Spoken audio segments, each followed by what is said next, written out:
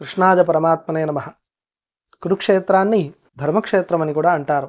భగవద్గీతలోని మొట్టమొదటి అధ్యాయంలో మొదటి శ్లోకంలోనే ధృతరాష్ట్రుడు సంజయుడితో అంటాడు, ధర్మక్షేత్రే కురుక్షేత్రే సమవేతా జుజుత్సవః మామకాః పాండవాశ్చైవ కిమకుర్వత సంజయ అని. ఇక్కడ ధర్మక్షేత్రమైనటువంటి కురుక్షేత్రంలో అని వ్యవహరిస్తున్నారు. దీన్ని ధర్మక్షేత్రమని ఎందుకన్నారు? అసలు ఇంతటి విశాలమైన విశ్వంలో ఈ యుద్ధానికి కురుక్షేత్రాన్ని ఎందుకు ఎంచుకున్నారు అని అడిగినట్లయితే, ఇది తపోభూమి, అతి మహిమాన్వితమైనటువంటి భూమి.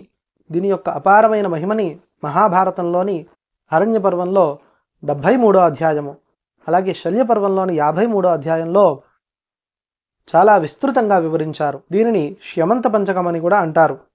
ఇక్కడ ఇంద్రుడు, అగ్ని, బ్రహ్మ మొదలైనటువంటి దేవతలు, ఎంతోమంది మహర్షులు, సిద్ధులు తపస్సు చేశారు. వారి యొక్క ధర్మవర్చస్సుకి ప్రతీకగా దీన్ని ధర్మక్షేత్రమని, ఆ తర్వాతి కాలంలో కురు మహారాజు కూడా ఇక్కడ తపస్సు చేశాడు.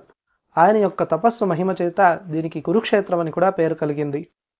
అటువంటి ఈ కురుక్షేత్రంలో అంతమంది తపస్సంపన్నులకి తపఃప్రేరణ కలిగించినటువంటి ధార్మిక భూమి కాబట్టి వీరిలో కూడా ధార్మిక శ్రద్ధ వచ్చేటువంటి అవకాశం ఉంది, ధార్మిక చైతన్యం వచ్చేటువంటి అవకాశం ఉన్నది.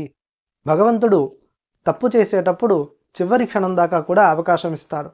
అలాగే కౌరవుల్లో కూడా ఏమైనా ధార్మిక చింతన కలుగుతుందేమో, ధార్మిక చైతన్యం కలుగుతుందేమో, తద్వారా వారి రాజ్యాన్ని వారికి అప్పచెప్పి వీరు యుద్ధం నుంచి విరమించుకుంటారేమో అనే ఉద్దేశంతో ఈ విధంగా కురుక్షేత్రాన్ని యుద్ధభూమిగా ఎంచుకున్నారు. అదే విషయాన్ని ధృతరాష్ట్రుడు సంజయుడితో అడుగుతున్నాడు, మామకాహ పాండవాశ్చైవ కిమకుర్వత సంజయ అని.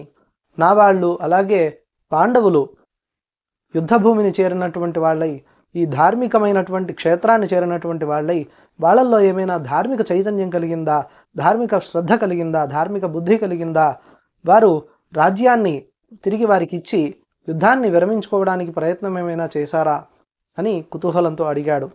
ఇలా మొట్టమొదటి శ్లోకం సాగుతుంది.